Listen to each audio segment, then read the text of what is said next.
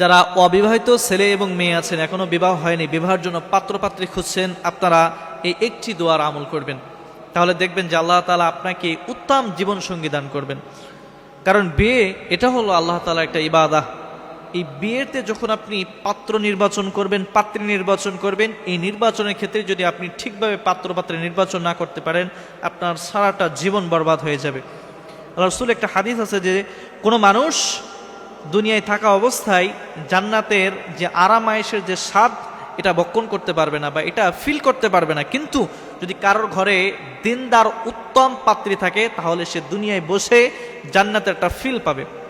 আবার বলেছে যে কোনো ব্যক্তি দুনিয়ায় বসে জাহান্নামের আযাবের যে শাস্তি সেটা দুনিয়ায় বসে সে ফিল করতে পারবে না, কিন্তু কারোর ঘরে যদি খারাপ স্ত্রী থাকে, বদ স্ত্রী থাকে, তাহলে সে দুনিয়ায় বসে জাহান্নামের আযাবের একটা ফিল সে পাবে।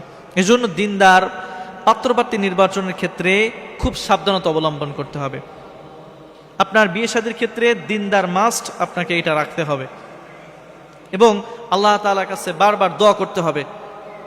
আল্লাহ তাআলার কাছে আপনি কোন দোয়াটা বেশি বেশি করবেন?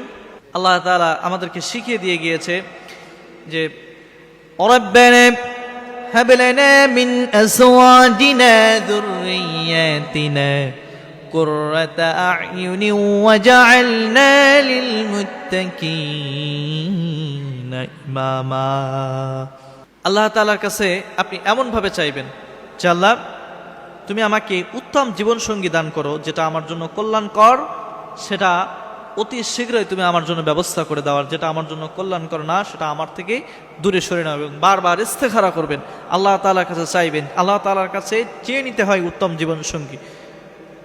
উত্তম জীবন সঙ্গী আল্লাহ তাআলার কাছ থেকে আপনি চেয়ে নেবেন। বারবার আপনি নামাজের ভিতরে বলবেন যে আল্লাহ, তুমি আমাকে উত্তম সঙ্গী দাও, আমার জন্য যেটা পারফেক্ট, যেটা আমার জন্য কল্যাণকর, যেটা আমার সংসারের ভিতরে আসলে আমার সংসারের ভিতরে বারাকা আসবে, সেটা আমার জন্য নাজেল করার, যেটা আমার জন্য সুখকর নয় সেটা তুমি আমাকে দিও না, সেটা আমার থেকে তুমি উঠিয়ে নাও।